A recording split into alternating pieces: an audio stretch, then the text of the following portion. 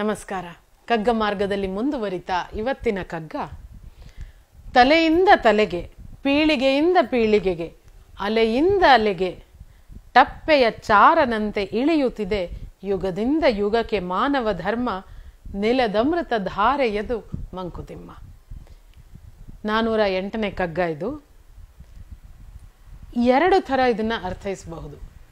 ತಲೆಯಿಂದ ತಲೆಗೆ, ಪೀಳಿಗೆಯಿಂದ ಪೀಳಿಗೆಗೆ, ಅಲೆಯಿಂದ ಲಲೆಗೆ, ಟಪ್ಪೆಯ ಚಾರನಂತೆ, ಅಂದರೆ ಟಪ್ಪೆಯ ಚಾರ ಅಂದರೆ ಅಂಚೆ ಅಣ್ಣ, ಪೋಸ್ಟ್ ಮ್ಯಾನ್ ಥರ ಇಳಿಯುತ್ತಿದೆ. ಏನು? ಯುಗದಿಂದ ಯುಗಕ್ಕೆ. ಏನು? ಮಾನವ ಧರ್ಮ. ಯಾವ ಥರ? ನಿಲದ ಅಮೃತ ಧಾರೆಯಂತೆ. ನಾವು ಹೇಳ್ತಾ ಹೋಗ್ತೀವಿ, ಏನು ಬರ್ತಾ ಬರ್ತಾ ಕಾಲ ಕೆಟ್ಟು ಹೋಯ್ತು. ತ್ರೇತಾಯುಗದಲ್ಲಿ ಧರ್ಮ 4 ಕಾಲ ಮೇಲೆ ನಿಂತಿತ್ತಂತೆ, ನಂತರ 3 ಕಾಲ ಮೇಲೆ ದ್ವಾಪರ ಯುಗದಲ್ಲಿ 3 ಕಾಲ ಮೇಲೆ ನಿಲ್ತಂತೆ, ನಂತರ ಕೃತಯುಗದಲ್ಲಿ 2 ಕಾಲಲ್ಲಿ ನಿಂತ್ಕೊಳ್ತಂತೆ, ಈಗ ಕಲಿಯುಗದಲ್ಲಿ 1 ಕಾಲ ಮೇಲೆ ಧರ್ಮ ನಿಂತಿದೆಯಂತೆ ಅಂತ ಈ ಥರದ್ದೆಲ್ಲ ಏನೇನೋ ಕಥೆಗಳು ಇರುತ್ತೆ. ಓವರ್ ದ ಪೀರಿಯಡ್ ಧರ್ಮ ನಶಿಸ್ತಾ ಹೋಗ್ತಾ ಇದೆ, ಕ್ಷಯವಾಗ್ತಾ ಹೋಗ್ತಾ ಇದೆ ಅನ್ನೋ ಅಂಥದ್ದು ನಮ್ಮೆಲ್ಲರ ಆತಂಕ. ನಾವು ಹಿಂದಿನ ಪೀಳಿಗೆಯವರಾಗ್ತಾ ಹೋದ ಹಾಗೆ ನಮ್ಗೆ ಆತಂಕ ಹೆಚ್ಚುತ್ತಾ ಹೋಗುತ್ತೆ ಅಂತ ನನಗನ್ಸುತ್ತೆ. ಇನ್ನಷ್ಟು ಡಿವ್ಯಾಲ್ಯೂ ಆಗಿ ಹೋಗ್ತಾ ಇದೆ, ಇನ್ನಷ್ಟು ಮೌಲ್ಯಗಳಿಗೆ ಬೆಲೆ ಕಳೆದು ಹೋಗ್ತಾ ಇದೆ ಅನ್ನೋ ಆತಂಕ ಆಗ್ತಾ ಹೋಗುತ್ತೆ ಅಂತ. ಆದರೆ ಅದಕ್ಕೆಲ್ಲ ವ್ಯತಿರಿಕ್ತವಾಗಿ ಅತ್ಯಂತ ಪಾಸಿಟಿವ್ ಆಗಿ DVG ಅವರು ಹೇಳ್ತಾರೆ, ಯುಗದಿಂದ ಯುಗಕ್ಕೆ ಮಾನವ ಧರ್ಮ ನಿಲದ ಅಮೃತ ಧಾರೆಯಂತೆ ಹರಿತಾ ಇದೆ ಅಂತ. ಇದೊಂದು ತುಂಬ ಪಾಸಿಟಿವ್ ಆದ ಪದ ಪ್ರಯೋಗವನ್ನ ಮಾಡ್ತಾರೆ. ಈ ಪೀಳಿಗೆಯಿಂದ ವ್ಯಾಲ್ಯೂ ಸಿಸ್ಟಮ್, ಜ್ಞಾನ, ಇವುಗಳನ್ನ ನಾವು ಕನ್ಸಿಡರ್ ಮಾಡೋದಾದ್ರೆ, ತಲೆಯಿಂದ ತಲೆಗೆ, ಪೀಳಿಗೆಯಿಂದ ಪೀಳಿಗೆಗೆ, ಅಲೆಯಿಂದ ಮತ್ತೊಂದು ಅಲೆಗೆ ಅದು ಟ್ರಾನ್ಸ್ಫರ್ ಆಗ್ತಾ ಹೋಗ್ತಾ ಇದೆ ಜ್ಞಾನ.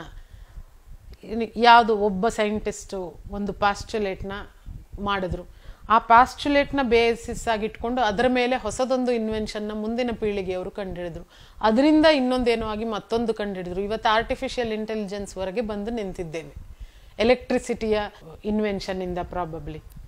ಹೀಗೆ ಒಂದು ತಲೆಯಿಂದ ಇನ್ನೊಂದು ತಲೆಗೆ ಜ್ಞಾನ ಇರಬಹುದು, ಬುದ್ಧಿಶಕ್ತಿ ಇರ್ಬೋದು, ವ್ಯಾಲ್ಯೂ ಸಿಸ್ಟಮ್ ಇರ್ಬೋದು, ಮತ್ತೊಂದು ಹರಿತಾ ಬರ್ತಾ ಇದೆ. ಅದು ಮುಂದೆ ಮುಂದೆ ಬೆಳೀತಾ ಬೇರೆ ಬೇರೆ ರೂಪಗಳನ್ನ ಪಡ್ಕೊಳ್ತಾ ಹೋಗ್ತಾ ಇದೆ ಅನ್ನೋ ಅಂತಹ ಒಂದು ಅರ್ಥ ನನಗೆ ಇದರಲ್ಲಿ ಕಾಣಿಸುತ್ತೆ.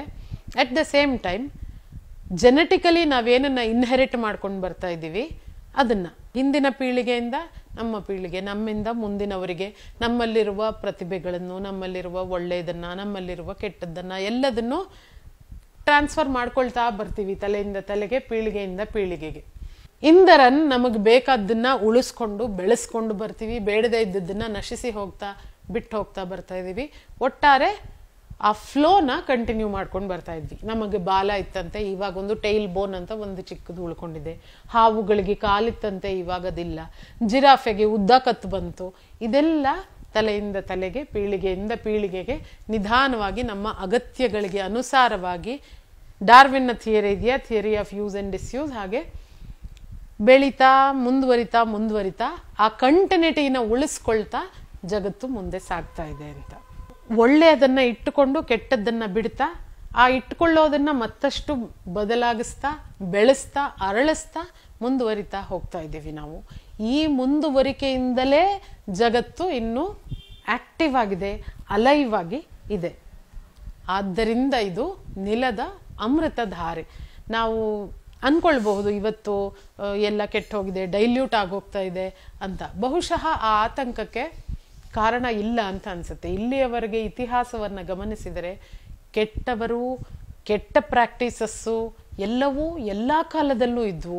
ಎಟ್ ದ ಸೇಮ್ ಟೈಮ್ ಒಳ್ಳೆಯವರು, ಒಳ್ಳೆ ಪ್ರಾಕ್ಟೀಸಸ್ಸು, ಇದು ಕೆಟ್ಟದ್ದು ಅಂತ ಪ್ರತಿಭಟಿಸಿ ನಿಂತವರು, ಅದನ್ನ ತೊಡೆದು ಹಾಕಿ ಒಳ್ಳೆಯದನ್ನ, ಹೊಸದನ್ನ ತಂದವರು ಕೂಡ ಎಲ್ಲ ಕಾಲದಲ್ಲೂ ಇದ್ದಾರೆ. ಆದ್ದರಿಂದ DVG ಅವರ ಈ ಮಾತೆ, ಅಮೃತ ಧಾರೆ ಅನ್ನುವ ಮಾತೆ, ಮನುಷ್ಯನ ಅಥವಾ ಯಾವುದೇ ರೇಸ್ನ ಮುಂದುವರಿಕೆಗೆ ಅತ್ಯಂತ ಸೂಕ್ತವಾದ ಮಾತು ಅಂತ ನನ್ಗನ್ಸುತ್ತೆ.